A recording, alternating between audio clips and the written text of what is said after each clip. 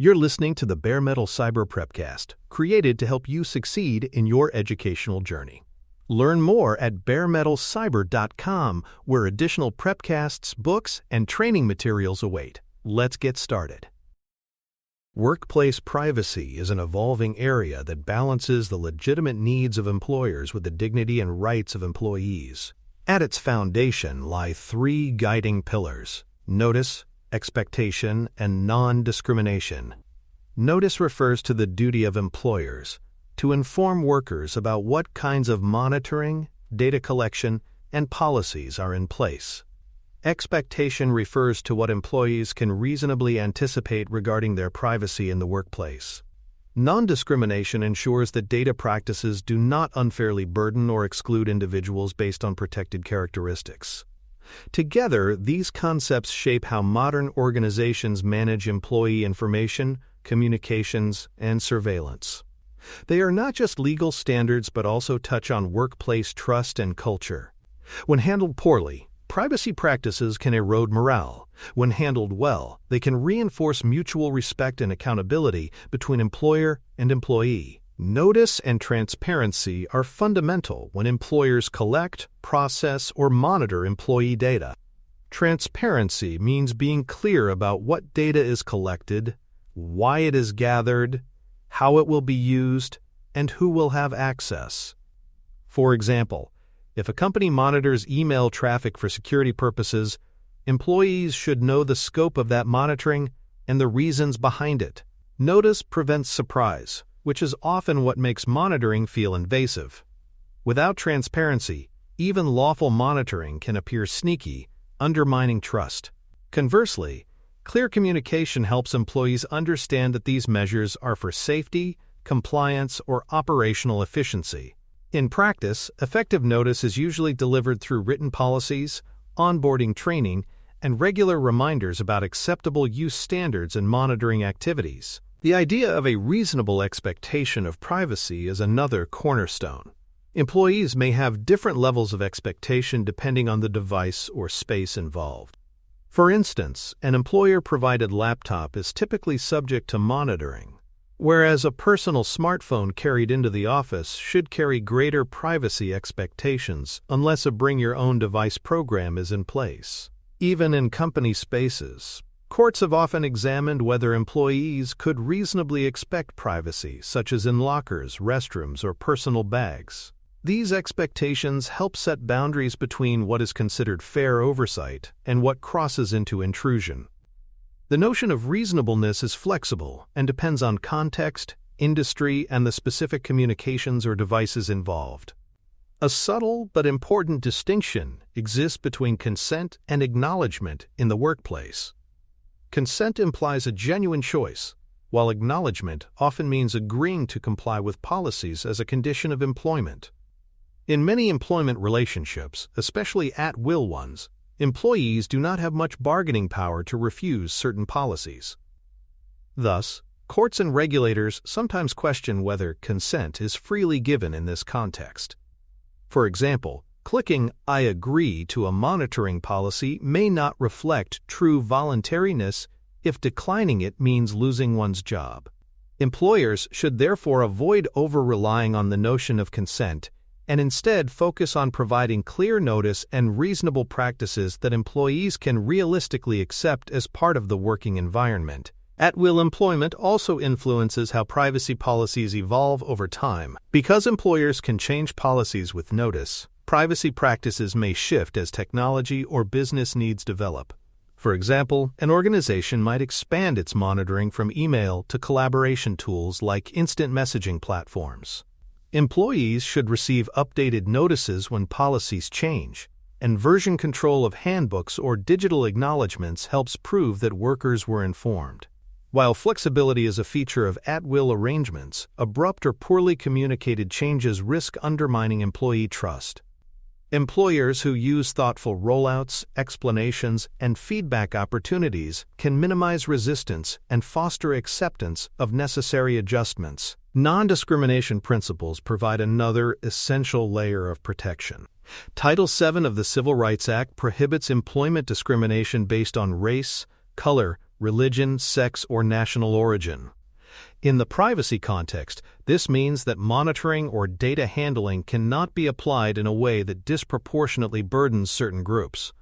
For example, if algorithmic tools are used to evaluate productivity, they must not inadvertently penalize employees based on protected attributes. Similarly, surveillance data should not be used selectively against certain demographics. Anchoring workplace privacy practices in non-discrimination helps ensure fairness and prevents the misuse of information to reinforce bias or prejudice in decision-making. The Americans with Disabilities Act adds another layer by requiring confidentiality around employee medical information.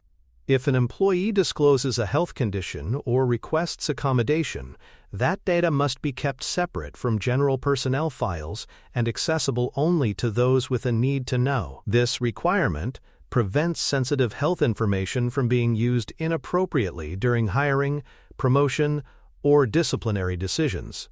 For example, details about a worker's therapy appointments or prescription medications should never be casually shared among managers. Maintaining medical confidentiality is both a legal mandate and a moral imperative that safeguards the dignity of workers with disabilities or health conditions. Another safeguard arises from the Genetic Information Non-Discrimination Act, which prevents misuse of genetic information in employment. Employers may not use genetic data to make decisions about hiring, firing, or promotions, nor can they request or purchase genetic test results about employees. This protection recognizes the potential for abuse if employers could predict health outcomes or family medical histories to shape workforce decisions. For instance, an employer might be tempted to avoid hiring someone with a genetic predisposition for a costly illness.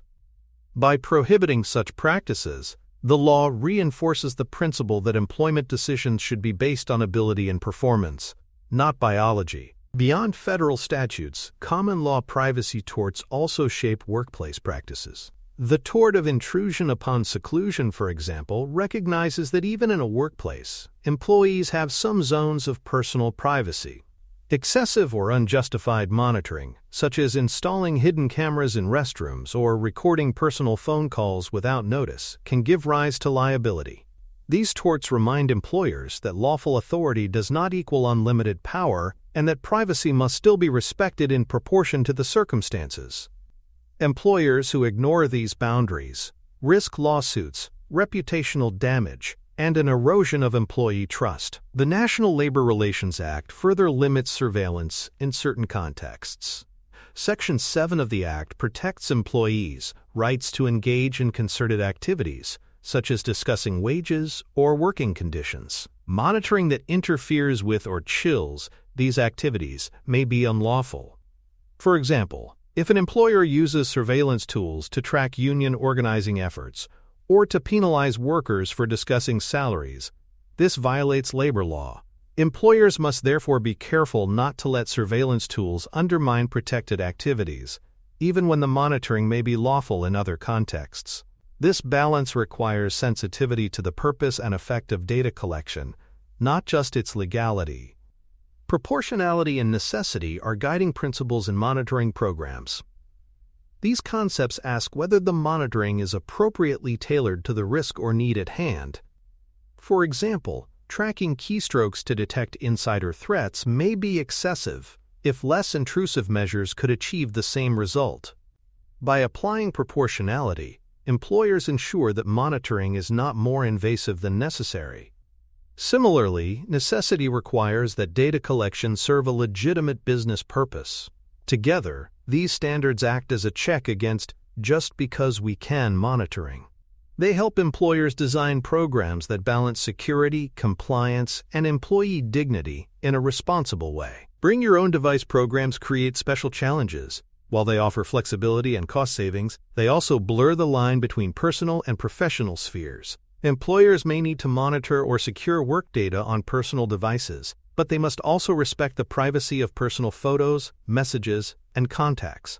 Solutions often involve mobile device management tools that segregate work applications and data from personal spaces. Policy should be explicit about what employers can and cannot access, and employees should be reassured that personal content remains off-limits. Clear boundaries help avoid misunderstandings and prevent overreach that could undermine confidence in the program. Confidentiality of personal communications remains an important expectation. Even when using company networks or devices, employees often assume that personal messages, such as an email to a spouse during lunch, carry some privacy. Employers can clarify what level of privacy exists and whether incidental personal use is permitted. Some organizations adopt a policy of allowing limited personal communication but make it clear that such communications may be subject to monitoring. Balancing clarity with compassion ensures that employees feel respected while still protecting the company's interests. Overly rigid prohibitions can feel dehumanizing, while overly lax standards can create security risks. Whistleblower and anti-retaliation protections also shape workplace privacy practices. Employees who report misconduct, such as fraud or safety violations, must be assured that their identities will be kept confidential where possible and that they will not face retaliation. Records of investigations must be handled with special care, balancing confidentiality with the need for due process. Mishandling whistleblower data can discourage future reporting and allow misconduct to go unchecked. Strong protections not only comply with law but also encourage a culture of accountability where employees feel safe speaking up. Protecting privacy in this context supports organizational integrity and public trust. Workplace privacy obligations also vary across states. Some states impose stricter notice requirements, mandate specific monitoring disclosures, or recognize broader privacy rights. For example, California has enacted comprehensive privacy legislation that extends certain protections to employees, including rights to access and correct data. Employers with a national workforce must therefore navigate a patchwork of laws and adjust policies accordingly. This multi-jurisdictional complexity requires careful legal review and policy design to ensure compliance across all operating states. Failure to account for these differences can expose employers to regulatory penalties and legal disputes, while careful adaptation demonstrates respect for employee rights. For more cyber-related content and books, please check out cyberauthor.me. Also, there are other prepcasts on cybersecurity and more at baremetalcyber.com. When discussing notice in workplace privacy, it is not enough to say that employees are informed. The content of notice must be specific and meaningful. Good notice explains what categories of data are collected, such as communications, location, or biometric information. It sets out the purposes, whether for security, compliance, productivity, or wellness. It identifies who will have access to the data, from human resources to third-party service providers, and how long the information will be retained. By addressing these elements, notice becomes more than a formality. It becomes a practical guide that allows employees to understand and anticipate how their information is managed. Detailed notices also give organizations a defense if practices are challenged, since they can demonstrate that employees had the opportunity to know and acknowledge the scope of monitoring or collection. Employee handbooks often serve as the primary channel for delivering privacy policies. Within them, acknowledgement forms create a record that the employee has received and reviewed the policies. While acknowledgement does not always equal consent, it is an important step in governance. Employers need version control to show which policy was in place at any given time, especially if disputes arise later. For example, if a terminated employee claims they were unaware of a monitoring policy, the employer can reference the acknowledgement form tied to the correct version of the handbook. Handbooks should also include procedures for updating employees about changes. Without careful governance, policies can drift, and employees may rely on outdated information, leading to misunderstandings about their rights and responsibilities. Cameras and audio recording are common workplace tools, but they present sensitive privacy concerns. Employers should post clear notices when surveillance is in place, explain its purpose, and limit access to the recordings. For example, cameras may be used for physical security in entrances and warehouses, but not in break rooms or restrooms. Audio recording is even more sensitive, often requiring additional disclosure or limitations depending on state law. Employers who restrict access to a small group of authorized personnel and define retention periods reduce the risk of misuse. Transparency about where and why surveillance occurs prevents the perception of secretive practices and helps ensure that monitoring is seen as protective rather than punitive. Location tracking raises similar issues, particularly in vehicles or employee badges. Employers may use GPS systems to improve routing efficiency or to verify time spent on jobs, but workers should know how long location data will be kept and who will review it. Retention limits are important because indefinite storage raises the risk of secondary uses that employees did not anticipate. For example, if badge swipe data is stored indefinitely, it could be used in disciplinary investigations years later, even if that was not the original intent. Minimization and clear access rules reassure employees that location tracking is tied to legitimate business needs rather than constant surveillance of their movements. Biometric systems, such as fingerprint or facial recognition used for timekeeping and building access, require particularly strong notice and consent frameworks. Employees should know what type of biometric data is collected, how it will be stored, and when it will be deleted. Some states require explicit written consent, while others impose strict retention schedules. Employers must also protect biometric records with robust security, since these identifiers cannot be replaced if compromised. Unlike a password, a fingerprint cannot be reset.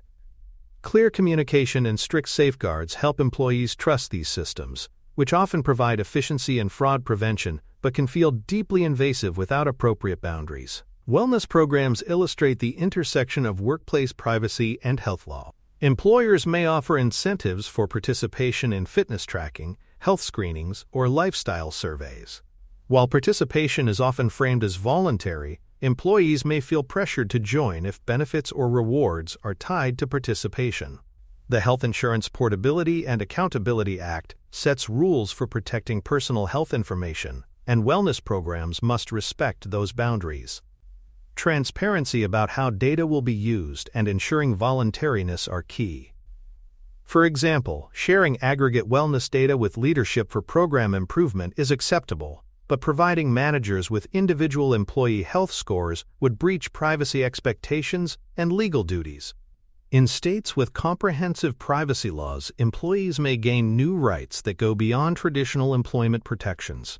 These rights often include access to their data, the ability to correct inaccuracies, and in some cases, the ability to request deletion. For example, California extends consumer privacy rights to employees, meaning that a worker can ask to see what categories of data the employer holds about them. Employers in multiple states must adapt policies accordingly, offering rights in one jurisdiction while maintaining different obligations in another. This patchwork of rules creates administrative complexity, but it also signals a growing recognition that employee data deserves the same level of respect as consumer data. Personnel files are another important area of workplace privacy. Many states require employers to provide employees with access to their personnel files upon request, sometimes including performance evaluations, disciplinary records, and other employment-related documents. Policies should outline how employees can make requests, the timelines for responding, and any limitations on access. Allowing employees to review and correct their records promotes transparency and fairness, reducing disputes over accuracy. For instance, if a performance evaluation contains a factual error about dates of a project, the employee should have a pathway to request correction. By formalizing this process, employers demonstrate respect for accuracy and due process in managing employment records. Human resources systems often contain the most sensitive employee information, from social security numbers to health data. Role-based access control ensures that only those who need information for their job can see it. For example, a payroll administrator may need access to bank account details, but not to disciplinary reports. Similarly, a supervisor may need performance records but not medical information. By limiting access based on role and applying the principle of least privilege, employers reduce the chance of misuse or accidental exposure. Clear segregation of duties also provides accountability. making it easier to trace who accessed what information and when. Logging and auditing reinforce accountability in workforce data management. Every time sensitive data is accessed, updated, or transmitted, logs should record the event. Auditing these logs helps detect anomalies, such as an employee accessing records outside their normal duties. For example, if an HR clerk attempts to view executive salary data without authorization, an alert could trigger an investigation. Routine audits also discourage casual snooping, since employees know that access is traceable. These measures protect not only employees but also the employer, demonstrating diligence in safeguarding personal information and reducing liability in the event of disputes or breaches. Retention schedules provide another critical safeguard. Not all employee data needs to be kept indefinitely, and holding it longer than necessary increases risk. Recruitment files may be kept for a limited time, such as 2 years, to comply with equal opportunity regulations.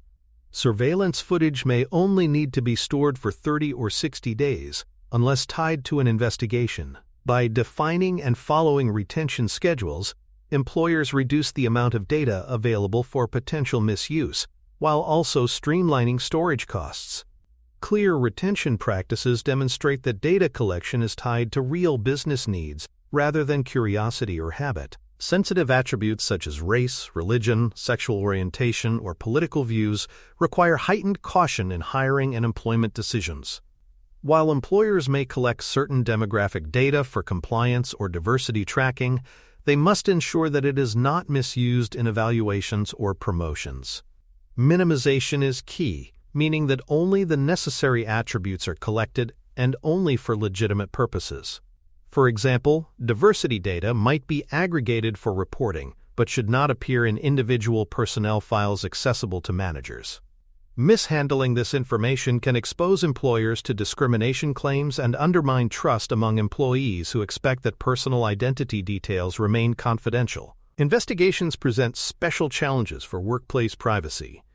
Employers must balance confidentiality with the need for fairness and due process. For example, in investigating harassment claims, employers should protect the identity of complainants as much as possible, while still allowing accused employees the opportunity to respond.